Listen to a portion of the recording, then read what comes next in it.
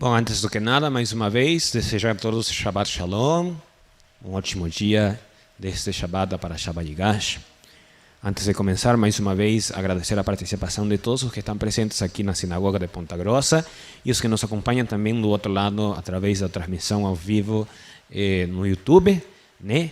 E, antes do que nada, também pedir a permissão dos que estão sentados na mesa, das mulheres que estão sentadas nas poltronas, dos que estão nos ouvindo do outro lado, e dos meus mestres que me deram a oportunidade de escutar as suas palavras, para através de seus comentários eu também ter a oportunidade de comentar a respeito da Parashá Vayigash, né? Essa porção especial da Parashá Vayigash. A Parashá Vayigash, uma Parashá muito bonita, uma Parashá com um peso extraordinário no que corresponde ao caminho, o trabalho, toda a caminhada dos Bnei Israel, desde Abraham Avinu até os nossos dias. Esta Parashá ainda tem uma energia muito forte nas nossas almas, como descendentes de Israel, né? Lembrando mais uma vez, eu sempre comento, né, que cada festa e cada Parashá, cada porção, lembrando que Shabbat é uma festa, né? Cada porção semanal, cada Shabbat, e a leitura que é feita durante esse Shabbat, ela traz uma energia, e essa energia funciona para podermos trazer manutenção ao mundo, ao Olam Hazé, e também trazermos uma terapia, seria a palavra correta, para a nossa alma e para o nosso corpo. Então, a Parashá, a porção semanal que nós lemos durante todo o ano, as porções semanais do Shabbat, né? Elas trazem uma chave, elas trazem uma ferramenta que pode ser aproveitada, se nós sabermos como ativar essa energia, pode ser aproveitada para trazer refuah shelemah, para trazer manutenção, ou seja, trazer parnassá, para trazer qualquer coisa das coisas boas que o Sagrado deseja para os Bnei Israel. Nós podemos acessar essas ferramentas, essas chaves, através do estudo e o cumprimento das mitzvot correspondentes à porção da semana, né? Então, esta porção de Vayigash, ela tem uma energia muito grande, porque é a energia da restauração da emuná, da fé, né? A restauração da alma, da neshama, né? Porque a Parashá, segundo o rito trianual, o segundo ano, ela começa falando-nos que Israel, e disse Israel, basta, se José, meu filho, ainda está vivo, irei e o verei antes que morra. Mas nós precisamos ter um pequeno contexto para entendermos por que Jacob está falando esta coisa, qual que é a necessidade dele de chamar a atenção de seus outros 10 filhos, para ele ter falado assim, basta já, deixa eu, que vamos ver se realmente o que vocês estão falando é verdade, né? E a questão é que, lembrando o que estudamos na Parashá passada, né? Na Parashá passada estudamos que os Bnei Israel, eles desceram a Mitzrayim por questão da fome que estava na terra de Canaã e no mundo inteiro, né? Então eles foram lá em Mitzrayim porque sabiam que tinha um dirigente da terra de Mitzrayim que tinha preparado o seu povo, tinha preparado a nação de Egito para eles terem suficiente abastecimento de comida, para eles passarem esses 7 anos, agora não me lembro se eram 6 ou 7 anos de fome. Como? 7 anos de fome, né? Então eles tinham suficientes produtos ainda que eles tinham produzidos dos 7 anos anteriores, que deram a capacidade deles sobreviverem e passarem bem esse período de fome na terra, né? Então os Bnei Israel desceram ao Egito procurando esses produtos para eles também conseguirem sobreviver a esse período de fome, né? Lá eles se encontraram com aquele dirigente misterioso, que ninguém sabia quem era, ou seja, eles nunca tinham conhecido ele a seu olhar, né? Eles achavam que eles nunca tinham visto a Potifera, não, a Setnat Paneah, né? O dirigente egípcio. Mas Senach Paneah era nada mais e nada menos que Yosef, aquele irmão que eles venderam, que tinham falado para seu pai que havia morto por causa de um ataque de animais selvagens, e foi esse mesmo que pediu a eles que trouxessem a seu outro irmão que estava na casa de seu pai, para ele poder assim entregar comidas, provisões para Israel, né?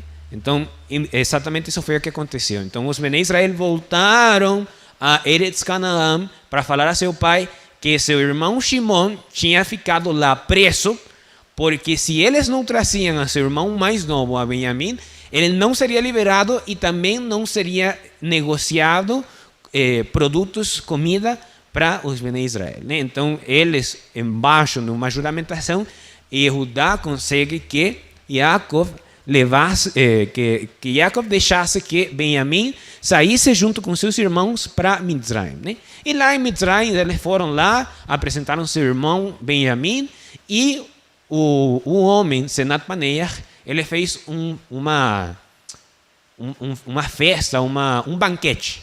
Ele levou um banquete para eles e lá comeram, viveram.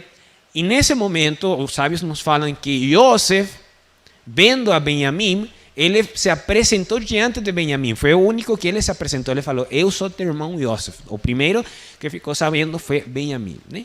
E dali nós sabemos toda a história que aconteceu, né? Eles foram testados, fazendo que Benjamim, no saco de comida que Benjamim estava trazendo para voltar para Canaã, estava ali a taça de ouro do dirigente do Egito. Então lá foram o exército de Mitzrayim ao encontro deles, na saída deles para Canaã, e falaram: alguém roubou a taça do dirigente, de Senach Paneah, né? E foi achada no saco de Benjamim, né? Então ele teria que ser levado de novo para ele ser processado pela lei egípcia por ter levado a um dos bens do dirigente egípcio, né? Então, para testar mais uma vez que tanto eles estavam dispostos a salvar, a ajudar aos filhos de Rachel, né? Aos filhos de Rachel, né?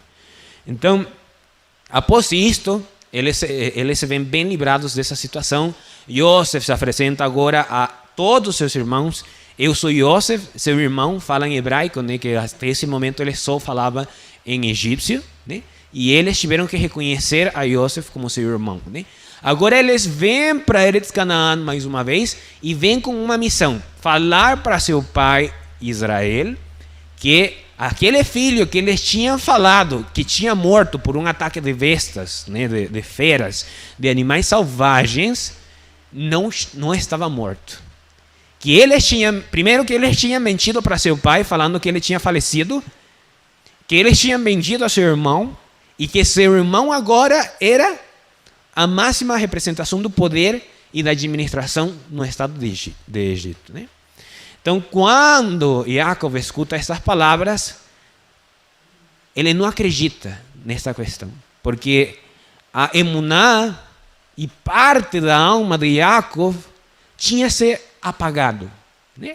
Mais uma vez, eu sempre gosto de lembrar ao nosso público, né, e às pessoas que estão aqui, que no judaísmo a representação da alma, quando é pedido para um judeu desenhar, ou seja, fazer um desenho de como o judaísmo enxerga a alma, normalmente a pessoa desenha uma chama, um fogo, né? Então, a chama, o fogo da alma de Jacob, de Israel, estava muito baixa, porque a dor do falecimento, da perda de seu filho Yosef, aquele que ele tinha colocado todo o trabalho, todo o esforço, para ele se tornar o representante da casa dos Bnei Israel, de todas aquelas promessas que vem desde Abraão, passou por Yitzhak e agora está chegando para Jacob, e que teria que passar para esse próximo filho, que levaria o legado para frente. Esse que estava preparado para esse trabalho acabou desaparecendo, né? Acabou sumindo. Então, a alma de Jacob, no entendimento dele, na sua Neshama, e a emuná que ele tinha em essa missão, ele perdeu essa visão, né? Mas é interessante que se nós formos ver o versículo, só o versículo anterior ao começo da leitura, eu vou pedir para, aproveitando, falar para os que nos estão acompanhando. Hoje não tenho a presença do meu mestre, o Mário Ben Israel, mas eu vou pedir para alguém da mesa que então faça o trabalho do Mário Ben Israel e leia para mim o capítulo 45, versículo 27. Capítulo 45, versículo 27 de Bereshit, que é o versículo anterior ao começo da Parashá desta semana, segundo o rito trianual de leituras. Então, esse seria o final do que corresponderia para o primeiro ano da leitura, o último versículo da última porção do primeiro ano, né?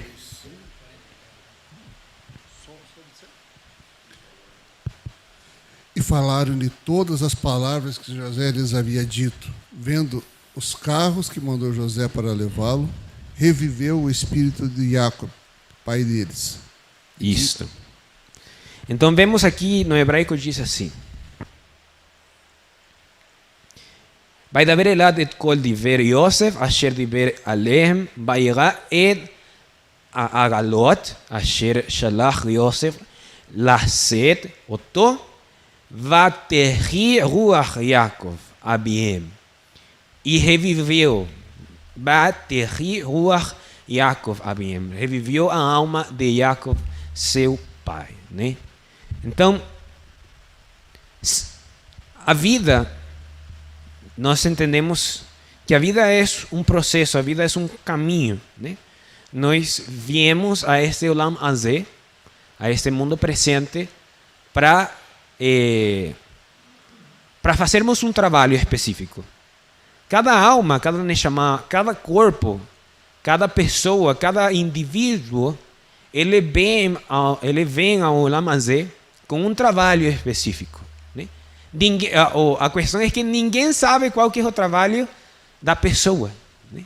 Mas nesse caminho nós vamos conhecendo outras neshamot, outras almas, outras pessoas que vão nos dando um esclarecimento de como o Olam Hazé funciona e vão nos esclarecendo também nesse caminho o que nós precisamos fazer. É só olhando ao nosso irmão, é só olhando a nossos semelhantes que nós começamos a entender o que o nosso mundo está precisando, o que o nosso mundo quer que nós façamos, né? Então, nós, no Olam Hazé, o Sagrado nos entregou ao nosso próximo para que nós conseguíssemos ver o que nós precisamos fazer. Por isso, mais uma vez, lembrar um comentário que o Benjamin Saitun fazia em um dos nossos podcasts, né?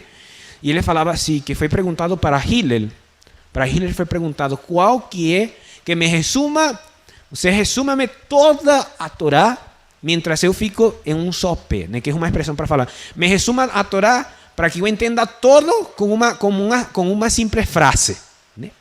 E Hillel falou, tá certo, então vamos resumir a Torá em uma frase só, né? Então ele utilizou uma palavra no hebraico, uma frase no hebraico que fala assim: Ve'avta lereach kamocha, e amarás a teu próximo como a ti mesmo. Ve'avta lereach kamocha, né? Não faças a teu próximo o que você não quer que façam contigo.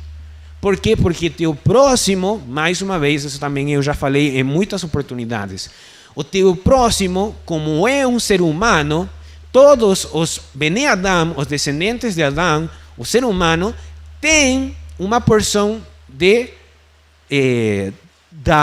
uma porção do espírito de vida do sagrado. Então, o sagrado tem a oportunidade de se apresentar, ou seja, ele tem a oportunidade de nos chamar a atenção através do nosso próximo. Por isso é que o mundo, desde o começo, ele procura viver em comunidades, né? Ele procura se agrupar, ele precisa de ajuda das demais pessoas para ele conseguir sobreviver. Nenhuma cultura, nenhum império, nenhum estado atual nem passado conseguiu sobreviver baseado em uma só pessoa. quando o Estado, quando o povo se basa em uma só pessoa, acaba se tornando uma ditadura e isso acaba consumindo ao próprio Estado. Não existe comunidade, não existe povo, não existe Estado, não existe nenhuma desses núcleos que conformam a sociedade que possa ser mantido por uma só pessoa.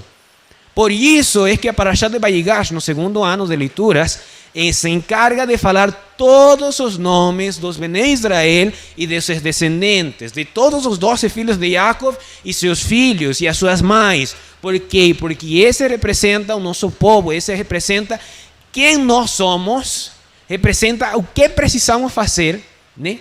Então, nós precisamos hoje, na Parashá de Vayigash, olhar para o nosso lado e ver a nosso irmão, a nossa irmã, e falar: ah, esse ali é representante do sagrado. Esse ali tem a oportunidade de me demonstrar o que eu preciso fazer e como devo agir, né? Então, vou finalizar a minha fala por enquanto, vou abrir a participação do Minyan, mas ainda vou ter que voltar porque tem uma coisa interessante a falar a respeito, mais ainda um pouco a respeito da Parashá de Vayigash.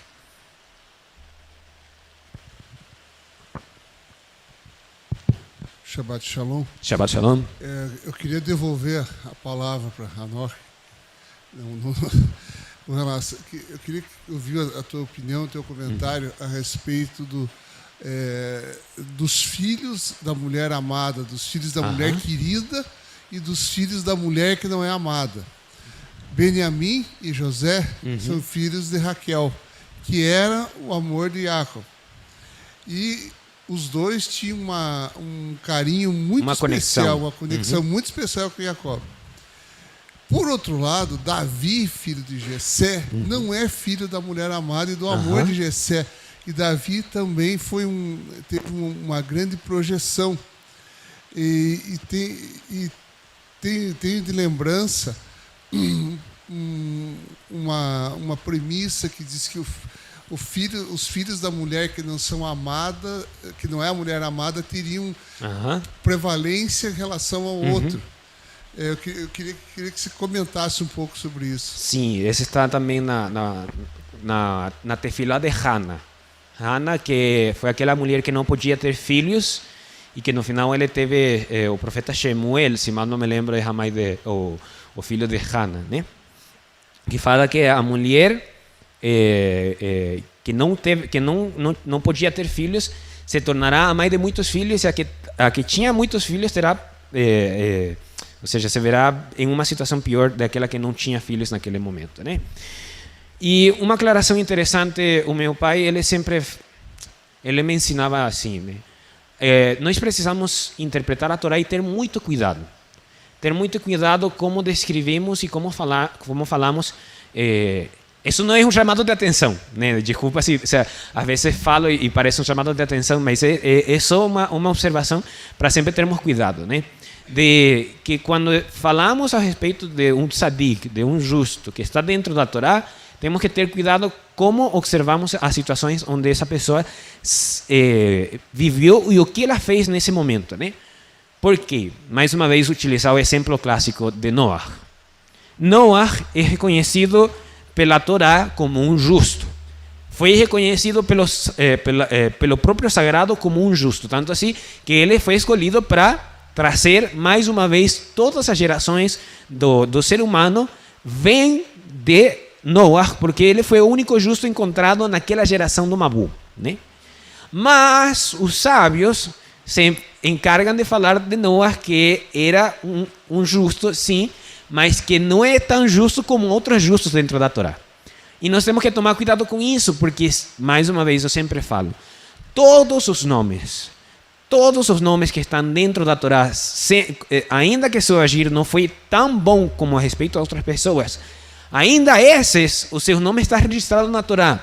Quantos de nós temos o nosso nome registrado na Torá? Né? Ainda nenhum de nós tem o nosso nome registrado na Torá. Bezrat Hashem, no futuro, no Olam Abba, nossos nomes estão registrados na Torá, né? Mas voltando para a pergunta do Eliyahu, né? Falar da mulher de Rachel e de Leia, né? temos que entender uma base. Temos que ter uma base do que Jacob estava enxergando, o que ele estava vendo que fez ele escolher a Rachel por encima de Lea. Qual foi o motivo de que ele se empenhou tanto em ensinar a Yosef por encima de seus outros irmãos de Yehudá, de Reuben, de Levi? Por que Jacob se encarregou de ensinar tanto a Yosef? De preferência sempre estar de olho em Yosef, ensinando a Yosef, tentando de que eles levassem o legado. Por quê? Né? Não era tanto uma questão de amor. Eu sei que o problema é, mais uma vez, o que eu sempre falo. Os óculos com que enxergamos a Torá. Muitas vezes vimos do cristianismo e ainda temos os óculos da cultura greco-romana. Muitas vezes também enxergamos o texto da Torá e estamos utilizando os óculos da sociedade moderna, do mundo ocidental. E para estudar Torá, muitas vezes precisamos dos óculos judaicos. Né? Então, Jacob saiu de Eretz Canaã, da casa de seu pai Yitzhak, lá em Padam Aram, em Betel, com uma missão. A missão dele era encontrar uma mulher que conseguisse com essa mulher trazer filhos que tivessem a capacidade de manter o legado de seu pai e de seu avô. Né? Então, Jacob, qual que foi o que aconteceu nas parashot passadas? Quando Jacob chegou lá na casa de Labão, ele viu a Rachel e fala mais uma vez, isso eu já falei naquela porção, né? E fala que quando Jacob viu a Rachel, ele chorou. E eu sempre faço a pergunta: você chora quando vê uma mulher bonita? Não. Mas quando você vê uma mulher parecida com uma mulher da tua casa que faleceu, né? Você chora porque traz em memória aquela pessoa que você tanto anela ver e que agora não tem a oportunidade. Então, quando Jacob viu a Rachel, ele viu a sua mãe Rivka, né? E ele entendeu nesse momento que Rachel era a mulher específica com que ele poderia trazer, cumprir aquela missão que o Sagrado lhe entregou como descendente de Yitzhak, né? Então, o amor que ele tinha por Yosef era porque ele via Yosef como o ser capacitado para trazer essa missão, cumprir com esse legado. Por isso que quando Yosef sai da imagem, ele acaba perdendo a emuná, ele acaba perdendo a força, ele acaba perdendo a visão, porque ele entendeu que a profecia que sua mãe Rivka tinha falado para ele era só através de Rachel, era só através de Yosef. Então ele viu todas as portas fechadas, né? Mas o que ele não entendeu até esse ponto é que todos os seus filhos, todos os filhos de Israel, teriam uma porção dessa missão. Por isso é que Yehudá, depois, com o seu esforço, ele se tornará o capacitado para se tornar o rei, aquele que defende o Estado, aquele que tem a capacidade de regular o Estado. Depois Levi também, ele se tornará o capacitado para cumprir com o processo de Keuná, o processo do sacerdócio e toda aquela questão. E parece que o doutor Eliyahu falava, parece que os papéis se invertem. Agora os filhos de Yosef, Efraim e Manassé, se tornam os assimilados, porque acabam levando as 10 tribos de Israel para a assimilação, para a idolatria. Parece que eles perderam o foco, mas não é que eles perderam o foco, é que todos nós temos uma missão, mais uma vez, só que nós não sabemos qual que é a nossa missão. Só saberemos qual que é a nossa missão no momento em que consigamos enxergar a nosso irmão, que é a grande missão do nosso mundo atual. Os anuncitas, nós anuncitas, quando um judeu, daqueles descendentes de Judá, diretos de Judá, nos enxergam, eles se enxergam a Senat Paneach. Eles não enxergam a Yosef, eles não nos reconhecem, sabe? Eles veem em nós a nossa vestimenta, eles veem em nós a nossa cor de pele, eles veem em nós as nossas características, como nós falamos, e eles falam, este não é Bene Israel. Este é um egípcio mais, de todos os egípcios, ele é mais um desses. Mas nós, como descendentes daqueles, de Efraim e de Manassés, os descendentes de Yosef, temos a oportunidade de demonstrar para eles, e temos a missão de demonstrar para eles, que nós sim, somos descendentes de Israel. Como? Como podemos demonstrar isso? Que é a grande missão que fica para o anuncita. Como demonstrar isso? A demonstração de Yosef foram duas demonstrações, mais uma vez. Sempre falo que no judaísmo sempre temos duas testemunhas. E as duas testemunhas que Yosef deu para seus irmãos naquele momento que ele se apresentou, eu sou Yosef, foram duas. Primeiro, Lashon HaKodesh.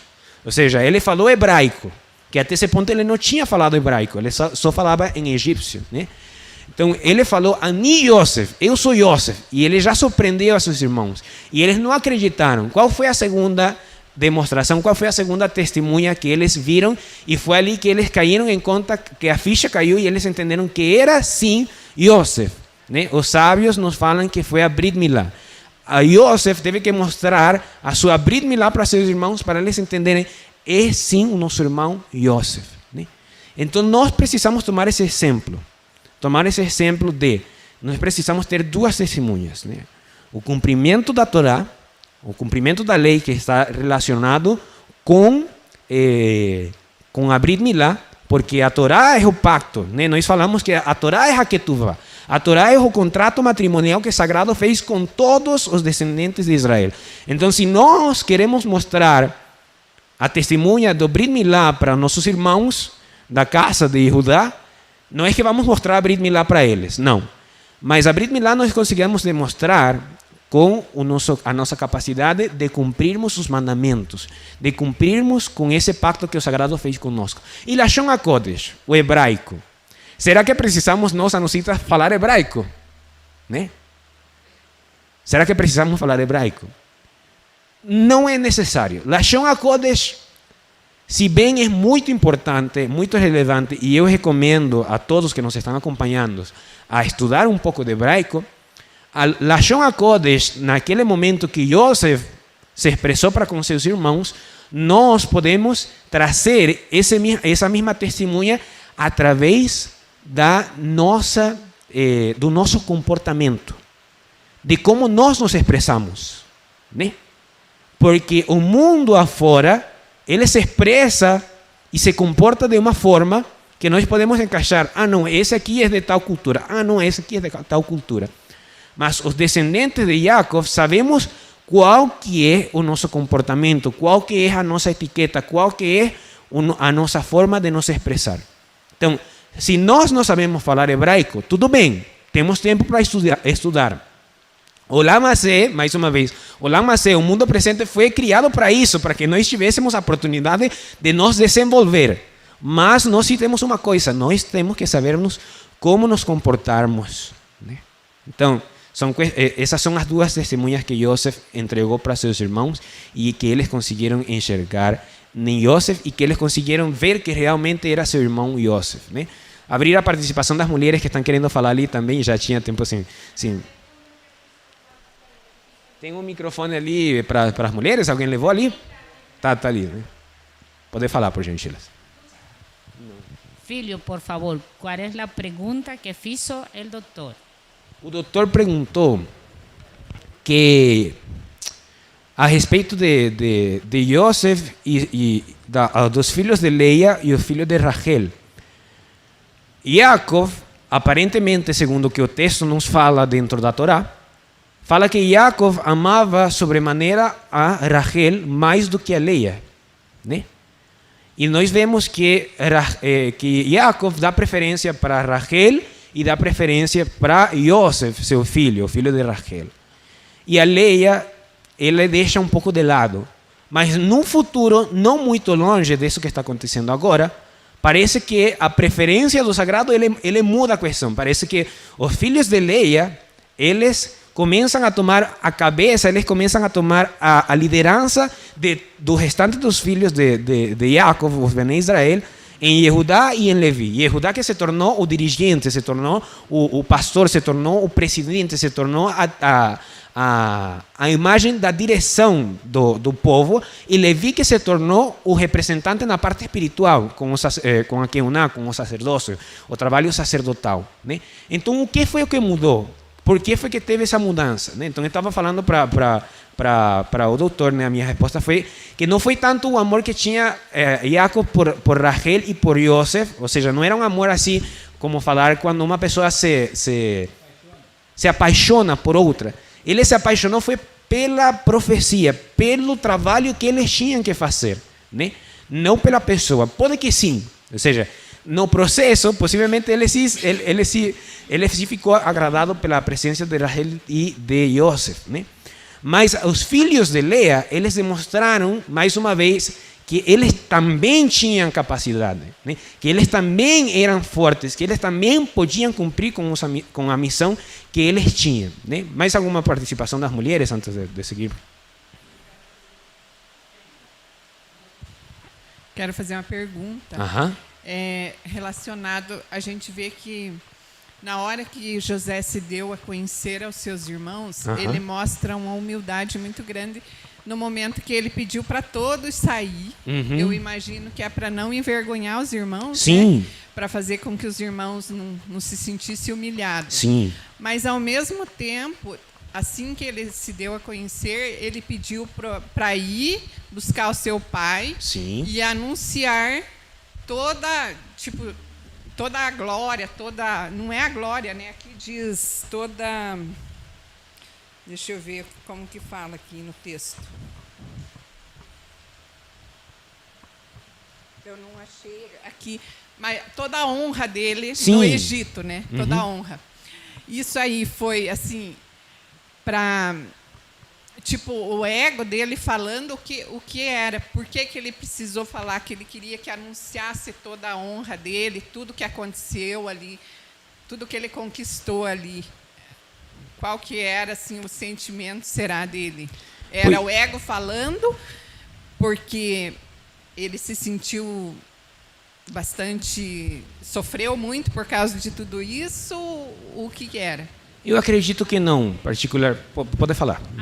Acho que ele falou assim, que para que eles não se avergonharan, ele le falou que todo fue fecho de acuerdo a la profecía de Hashem, sí, que Hashem guió todo, mas él le fala que le falen a su pai qué es lo que él está haciendo para que su pai no se sienta triste y vea que él cumplió con la profecía que él mismo soñó. Sim. Então, ele fala assim, né, que relatassem todas as obras, as grandes obras que ele tinha feito em Mitzrayim, né?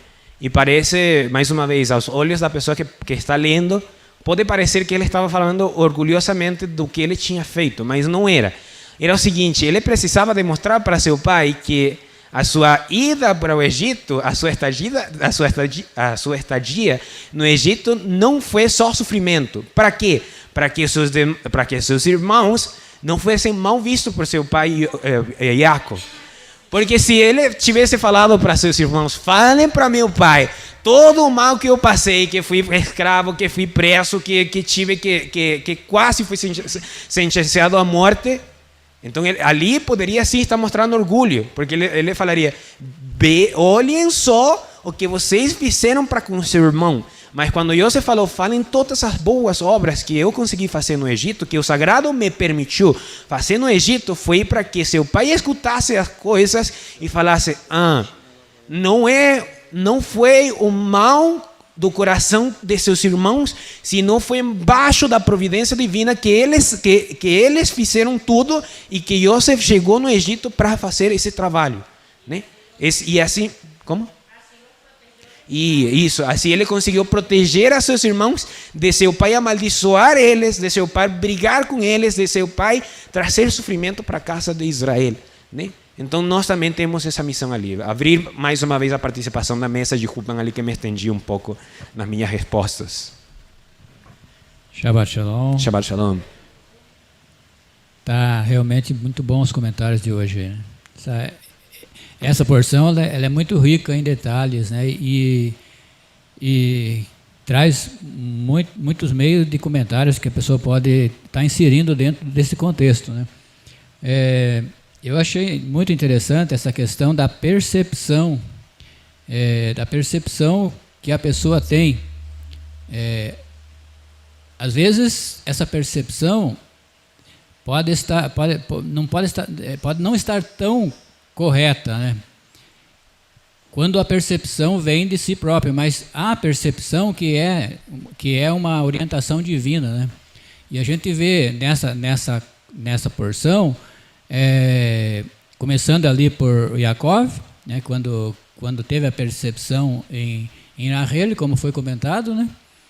E depois a percepção de Yaakov em relação a Yosef, né?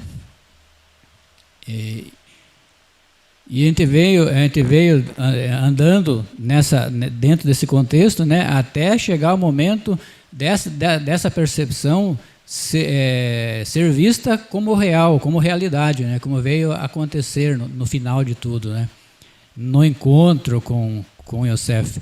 E mais uma vez a percepção que Yaakov teve ao final da sua vida, quando foi apresentado os 2 filhos de Yosef a ele, né? Não está nesta porção, né? Ela vai aparecer na outra parashá, né? Que a gente vai estar analisando na semana que vem, né? Mas também não está na porção que vamos ler, porque ela faz parte do primeiro ano de Vairi, que a gente leu o ano passado, né? A gente leu o ano passado a primeira porção de Vairi, e na primeira porção de Vairi está esse momento do encontro de Yaakov com os 2 filhos de Yosef. E ali foi o momento em que ele teve mais uma percepção do futuro dos Bnei Yosef, né? Quando eles vieram, Yosef e os seus 2 filhos, até Yaakov, para que Yaakov abençoasse os seus filhos antes de morrer.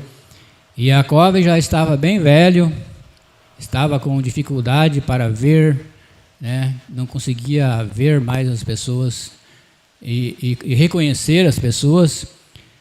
Quando Yaakov desceu para o Egito, ele estava com 130 anos, né? E Yaakov viveu mais 17 anos em Mitzrayim.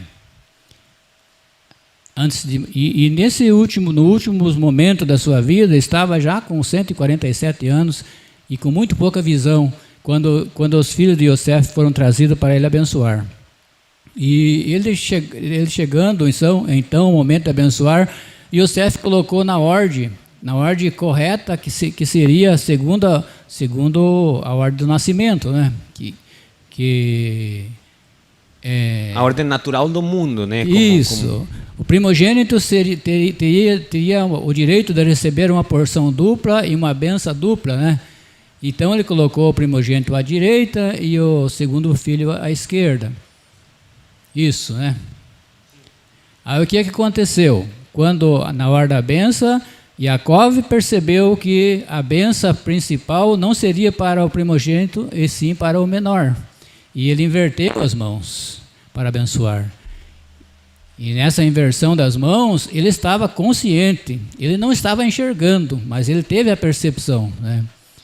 Quem haveria de receber a bênção, né?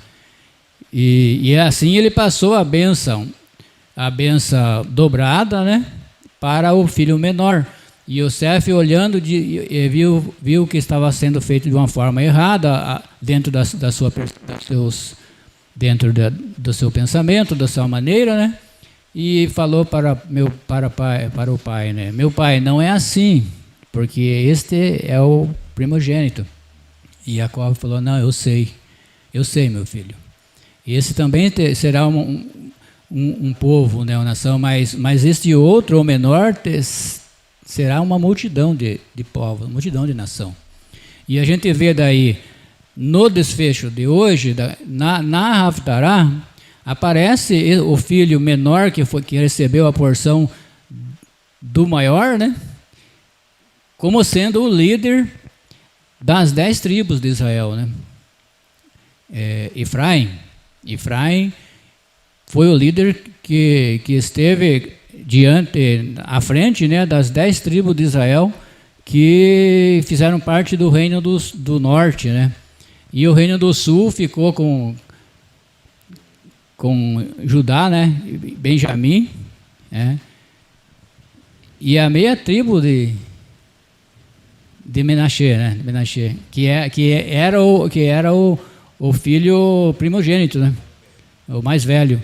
Ele passou a fazer parte do reino do sul, né? Então, pensando nessas duas situações, a gente vê que o filho menor recebeu a bênção para a liderança, né? Para levar a representação da casa de Yosef, né? E o filho menor recebeu a bênção e pôde participar do lado espiritual, porque Judá e Benjamim foram os que ficaram ao sul, né? Que tiveram o reino em Jerusalém e que puderam manter a religiosidade, né? Enquanto que as 10 tribos que foram para o norte se envolveram com a idolatria, né? Com a idolatria. E a Haftarah de hoje fala que chegará um momento, bem ao final, depois que Israel estivesse sido espalhado por todas as nações da terra, chegaria o momento em que Hashem os chamaria de volta para a sua própria terra e Israel deixaria de ser reconhecido como 2 reinos, ou 2 nações, ou muitas nações que hoje são descendentes das 12 tribos de Israel, né? Mas chegará um momento que, dentro daquela profecia, que ele mandou o profeta pegar 2 madeiras, né, e escrever pela casa de Judá e Benjamim e os seus companheiros, e por José, representado por Efraim, e a casa de Israel que estava com Efraim, né?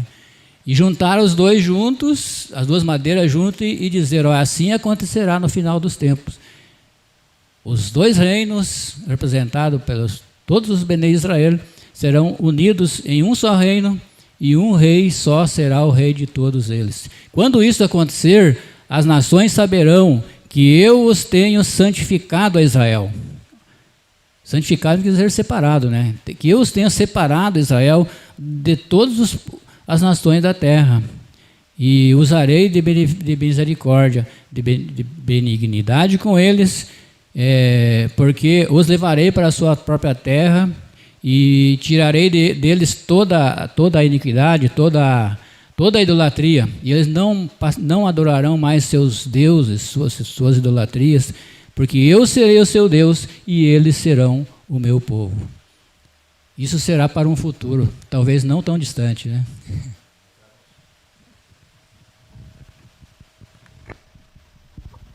Pessoal, olha só. Eu estou pensando aqui a respeito de por qual motivo Israel ele não fazia profecias durante todo esse tempo em que seu filho teve sumido, né? A tristeza, profunda tristeza que ele sentia pela falta de seu tão amado filho, aquele que ele havia preparado para administrar, para fazer, ele havia ensinado muito a esse filho, tanto que esse filho usou esse conhecimento para se desenvolver, como nós sabemos a história. Bom, cada um de nós tem uma missão, da mesma forma Israel tinha a sua missão. Cada um de nós tem a sua missão, e a missão, conforme Hanor falou, ela, para que nós venhamos a saber conhecer essa missão, é necessário que nós tenhamos relação com outras pessoas. Ou seja, a nossa missão, ela não é uma missão egoísta, é uma missão altruísta. Ou seja, nós temos que ter contato com outras pessoas para desenvolver essa missão. Foi o que aconteceu justamente com Israel. Ele ficou entristecido, perdeu toda a sua capacidade de profecia durante todo aquele tempo que teve ali triste, entristecido. Da mesma forma, cada um de nós precisa escapar da tristeza, precisa escapar para que possamos nos colocar em relação aos demais seres humanos, às demais pessoas, para que nós venhamos a descobrir a nossa missão. A nossa missão, ela depende da nossa alegria. Nós descobrirmos a nossa missão depende da nossa alegria. Da mesma forma como aconteceu com Israel, ele precisou ter a sua alegria restaurada para que sua capacidade profética fosse restabelecida. Cada um de nós precisa descobrir a sua missão, e essa missão, ela se reflete nos demais pessoas. Para que isso aconteça, é necessário que nós venhamos a ter alegria. Aí muitas pessoas pensam, mas a alegria tem que vir de fora. Não, a alegria ela tem que vir de dentro. Cada um de nós tem que nos fortalecer. Nós precisamos nos fortalecer para que nós venhamos a gerar a nossa própria alegria, porque quando nós esperamos dos outros aquilo que é nossa capacidade, nós estamos jogando para os outros aquilo que é nosso. Não, é nosso, temos que resgatar, promover a nossa alegria, a nossa felicidade, as nossas realizações, nos sentirmos gratos ao Eterno por Ele nos permitir fazer isso, por Ele nos permitir termos a alegria, as realizações. Ele é que nos permite isso, e que nós, se não buscarmos isso, nós estamos jogando fora o quê? Aquele dom que o Eterno nos deu. Então, precisamos desenvolver a nossa felicidade, a nossa alegria com aquelas pessoas ao nosso redor, porque é aí justamente onde nós vamos descobrir qual a nossa missão no mundo. Shabbat Shalom. Shabbat Shalom, Baruch Hashem. Mais algum comentário da mesa?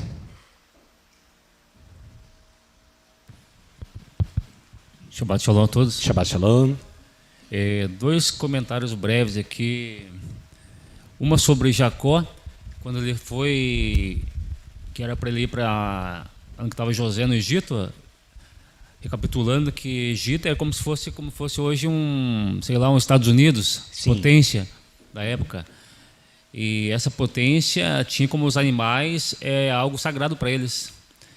E Deus, quando Jacó foi designado para ir lá, ele colocou muitos tropeços na frente de não querer ir. Um dos tropeços era como se assimilar o povo a outro povo, que era um povo que tinha costumes e tradições totalmente diferentes. Uhum. Então, aqui fala que os animais, o gado, todos os animais foram junto com Jacó. E para o egípcio, na época, era uma abominação, digamos assim, com o hebreu lá, sentasse na mesa, convivesse junto, por causa disso. Como que se ia sacrificar, matar, digamos, uma ovelha. Para ele, a ovelha, por exemplo, representava, por exemplo, o deus Amon, um deus que para eles era algo de culto, algo sagrado. Então foi algo difícil, né? Sim. Não podia matar, podia comer, então algo muito difícil. E aqui a gente vê aqui que Deus, quando falou em sonho, diz que ele seria e estaria. Então a Shekhinah, a presença, estaria por onde quer que ele fosse. Tanto é que num lugar que era o primeiro mundo, Jacó conseguiu com José estabelecer algo do eterno lá dentro. Assim como, lembrando também das 10 pragas, foi uma maneira de Deus mostrar que o poder dele era totalmente acima dos egípcios, dos deuses estranhos. Era algo, digamos assim, que foi feito para mostrar para eles o poder, a santidade do Todo-Poderoso. E uma das coisas que eu achei aqui interessante também aqui é que Jacó disse que ele tinha medo de ser o povo dele influenciado lá no Egito a ponto de cultuar mortos, a ter algo como algo sagrado. Sim. E na Torá tem várias passagens, não quero me aprofundar, já vou terminar, mas na Torá tem várias passagens na Torá, lá em Deuteronômio, Devarim, que diz assim que quando o povo entrasse lá na terra, não era para incomodar os mortos e nem consultar. Aqui Jacó tinha medo de cultuar. E quando um pai diz para um filho assim, digamos assim, filho, não incomode um morto, é sinal que existe um jeito, uma maneira de você incomodar quem está descansando. Deus não quer que você pratique essa maneira para incomodar aquele que está descansando, mas que existe uma maneira. Sim. Mas que Deus proibiu que o povo incomodasse. Então são essas maneiras aí que Deus sempre estava com Abraão, Isaac e Jacó na frente. Tanto é que sempre falaram assim que se tu for comigo, me dê o que comer, me levar, estiver na minha frente, eu irei. Se tu não for comigo, eu não sairei daqui. Então, várias passagens a gente vê isso. Então, a gente vê que a Shekhinah, a presença, esteve, está e sempre estará com o povo. Sim. Baruch Hashem. Pode. Shabbat Shalom. Shabbat Shalom. Hashem, bueno, primeramente, Jacob sabía que iba a acontecer con el pueblo cuando él subiera a Egipto. Por lo tanto, él se negaba a que el pueblo subiera a Egipto.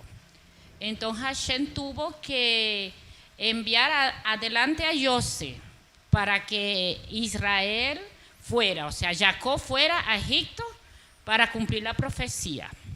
Esa es una de las cosas que iba a hablar. La otra fue que me hicieron una pregunta. Yo tengo entendido que cuando los filios llegaron a donde Jacob para hablarle que José estaba vivo, entre ellos estaban muy preocupados porque su papá ya estaba muy débil y ellos tenían miedo que el pai falleciera al momento de saber que José estaba vivo. Sí. Entonces falaron, no lembro si es una neta, a para filha que de Diná tocara y cantara, y a través de esa canción él le iba contando a Jacob toda la historia de José y que José estaba vivo, y él interpretó y entendió. Sim. Essa era toda. Os sábios falam que a filha de Diná foi encarregada pelos seus irmãos porque os irmãos se sentiram totalmente descapacitados para trazer a notícia de que José estava vivo, né? Primeiro porque eles já tinham falado uma coisa, né? Que José tinha falecido naquele ataque pelas bestias selvagens, né? E segundo, pelo mesmo ato deles ter agora que desmentir isso, né?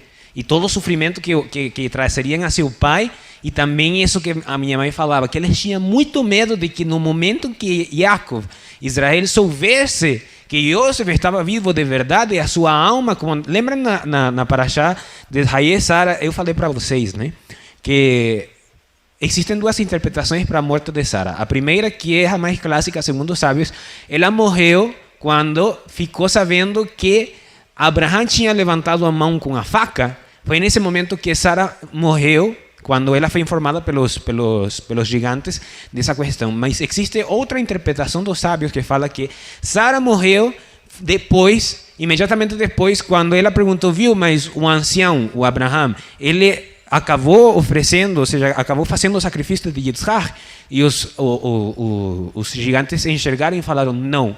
Ele foi liberado e agora o ancião está oferecendo um carneiro. E nesse momento, Sara morreu de alegria de saber que seu filho não tinha sido oferecido. Foi o mesmo caso que em esse mesmo problema que se encontraram os filhos de Jacob. Será que falamos ou não falamos? Vai acontecer o mesmo que com a nossa avó, com a nossa matriarca? Ou como conseguimos mudar isso, né? Então, para finalizar, desculpa que eu vou me estender mais um pouco, desculpem ali roubar o seu tempo, eu vou precisar fazer um raciocínio aqui com o Dr. Eliyahu, né? Para fazermos um esclarecimento, porque acho que primeiro, a pergunta dele foi uma pergunta muito boa, né? E segundo, que acho que a resposta que eu di foi um pouco enrolada, porque às vezes quando ou seja, eu processei um comentário e confugiu um pouco do comentário, da base do meu comentário, eu acabei ligando ao meu comentário mais do que respondendo a ele a pergunta que ele fez, né?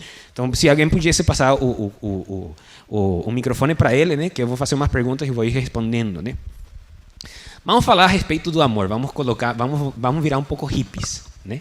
Vamos falar a respeito do amor e como o judaísmo enxerga o amor, né? E a grande pergunta que eu vou fazer para o Eliyahu é o seguinte: será que é a mesma coisa o amor através da Torá ou a Torá através do amor? O que você acha? É a mesma coisa? O amor através da Torá e a Torá através do amor. É a mesma coisa?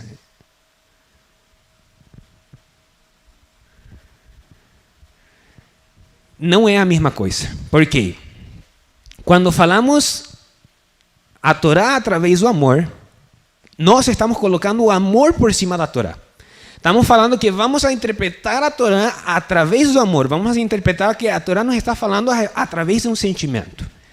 E eu sempre falo que nós viemos ao Olam Hazé, uma das missões principais que nós viemos ao Olam Hazé, me falava meu pai, que nós viemos ao Olam Hazé para sanar, para sarar, para conseguir sarar as nossas emoções, os nossos sentimentos, para nós sabermos como controlar essa coisa inata. Os sentimentos são questões inatas, nós não temos um controle imediato sobre as emoções, mas nós viemos neste Olam Hazé para conseguir controlar isso, para conseguir sarar isso, né? Então, o amor através da Torá é diferente. Eu vou mostrar por quê. Eu vou ter que utilizar o Senhor de exemplo e eu como exemplo para não se senta mal a respeito de falar, né? Eu não tenho, Hanor Ben David, ele não tem uma parceira, não tem uma namorada, não tem uma esposa, né? Então eu sou praticante. Isso não é uma dica, né? Isso não foi uma dica? Não foi. Não foi uma dica, não foi uma dica. Não. Eu vou mostrar por que não é uma dica. Por quê? Porque esse Hanor que está aqui hoje presente é a metade de um Hanor. É só a metade de um Hanor. Porque eu faço as rezas, eu faço a leitura, eu faço tudo o que tem que fazer um Hassan. Mas eu não posso cumprir o mandamento do Shabat simplesmente porque eu não tenho uma mulher que me acompanhe para ela acender as velas da minha casa. Então, porém, eu nem comecei o Shabat. Hanor Ben David não consigo iniciar o Shabat porque ele não tem uma parceira que acenda as velas da sua casa. Não tem como cumprir o mandamento, né? Então, quem Hanor vai procurar para que cumpra esse mandamento? A mulher que ele ama, um amor apaixonado do mundo ocidental, um amor shakespeariano, um amor baseado naquela... Romântico. Um amor romântico. Ele vai procurar esse amor ou vai procurar um amor através da Torá?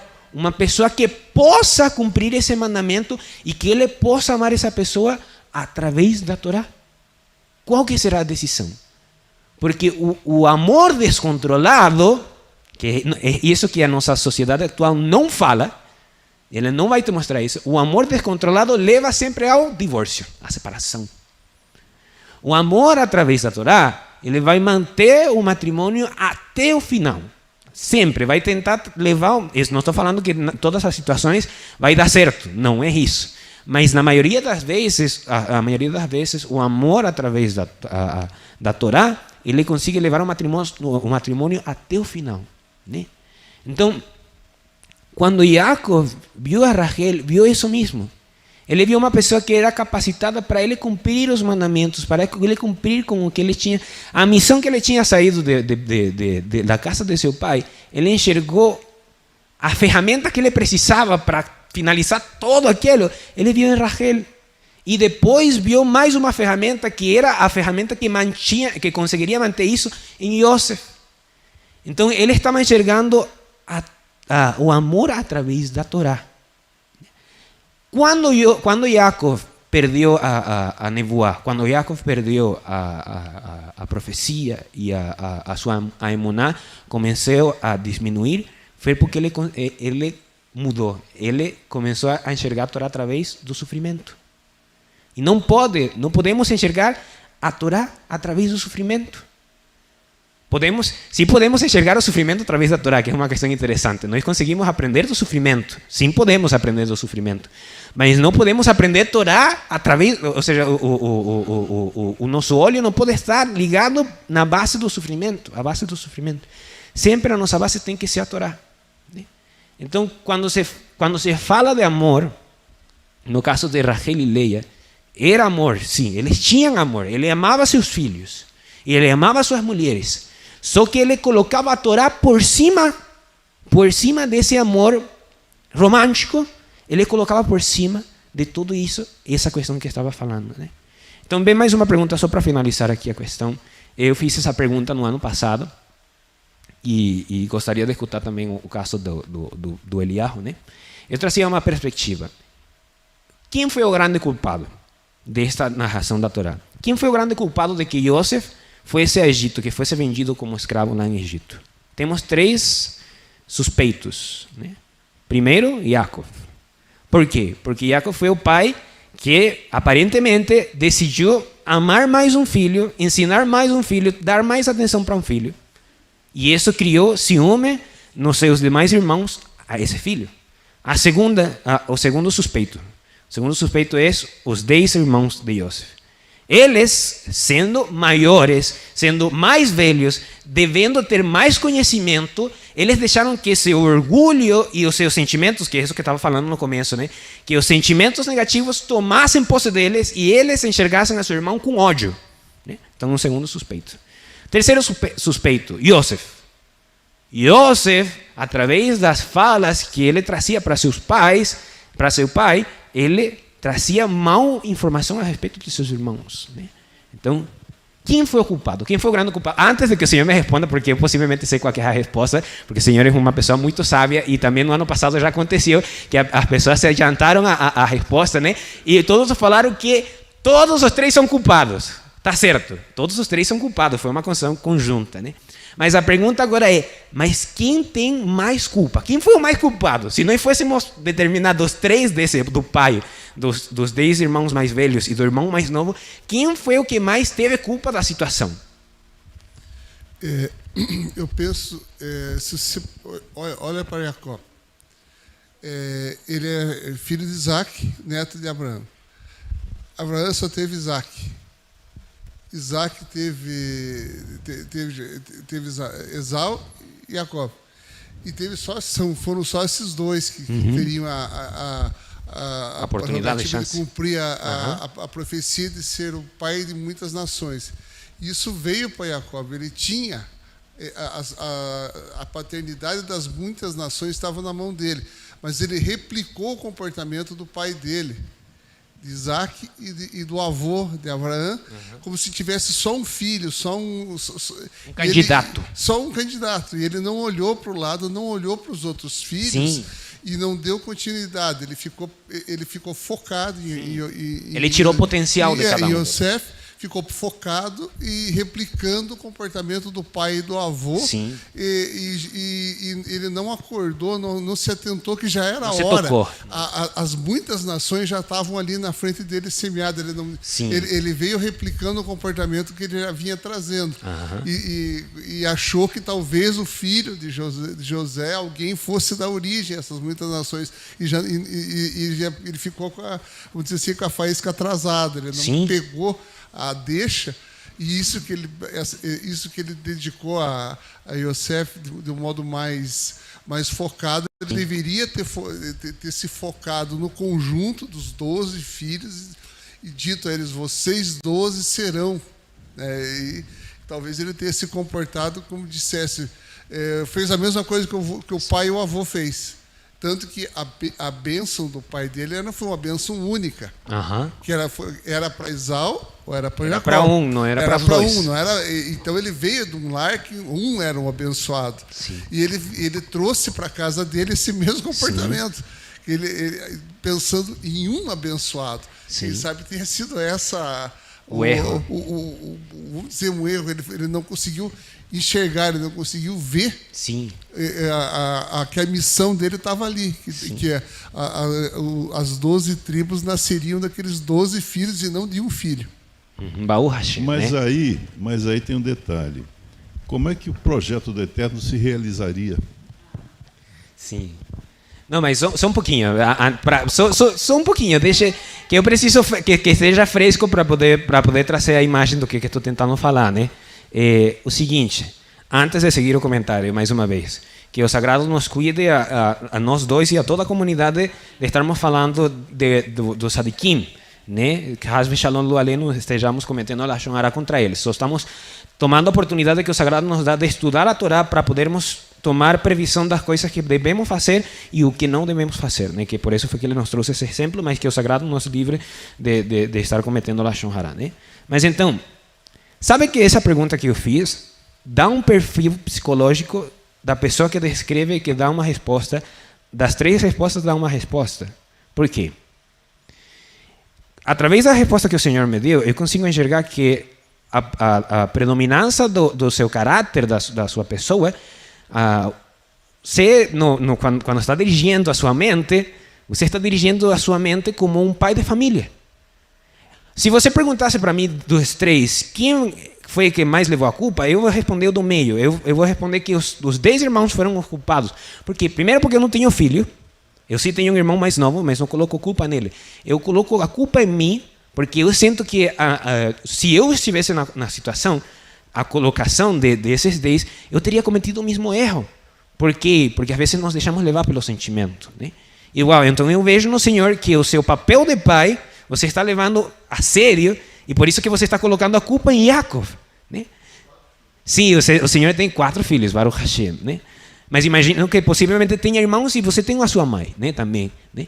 Então, mas você vê realmente onde precisa trabalhar, onde precisamos fazer essa manutenção, né? Isso é importante de estudarmos a Torá, porque ela é prática. Muitas vezes, mais uma vez, falamos como se estivéssemos falando de filosofia, falamos como se estivéssemos falando de um amor romântico, de uma coisa filosófica, de uma coisa que tem que ser só analisada e tudo sem ser olhado, e nossa, mas que bonito de fora, mas não consigo me aproximar porque é um conceito, não tenho como me aproximar porque é uma coisa intangível. Não, a Torá não é assim, a Torá está perto de nós e nós temos a oportunidade de agarrar para nós essa bênção, essa berachá. Por isso é que estou fazendo esse exercício.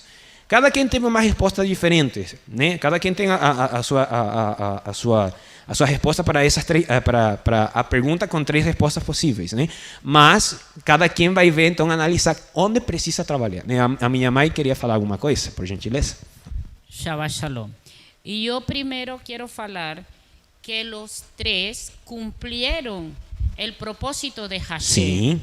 que eso era una profecía. Así como Hashem endureció el corazón de Faraón para demostrar las 10 plagas, Hashem dejó que los 3 cometieran errores. Ahora, para mí, en este sentido es Jacob, porque él como padre debió controlar a sus 10, 11 filhos, tanto a José, porque estaba orgulloso y a él con el trato de él con José, y tanto a los 10 filhos que tenían celos, ciúmes de sus hermanos, y estaban incumpliendo también con el amor al próximo. Sim. Então vamos para o Kiddush de Shabbat, mais uma vez agradecendo a participação de todas as pessoas que nos estão acompanhando neste momento de estudo da Parashá desta semana, Parashá Vayigash. Agradecer a participação de todos os que deixaram seus comentários, tanto na mesa quanto nas poltronas, e também dos que nos acompanham do outro lado da tela. Mais uma vez, mais do que termos gostado, termos aprendido alguma coisa, é importante que essas questões que nós estamos falando, como já falei na minha última participação, a Torá não está longe, a Torá não é uma questão intangível, a Torá não é uma questão que se vem de um outro mundo, de uma outra realidade, ela tem a oportunidade de se apresentar no nosso mundo presente para que nós façamos algo, nós façamos alguma coisa. Então precisamos fazer algo com esse conhecimento que nós adquirimos hoje nesta Parashá de Vayigash, né? Então espero que tenham gostado, tenham aprendido e que possamos todos colocar isso em prática, né?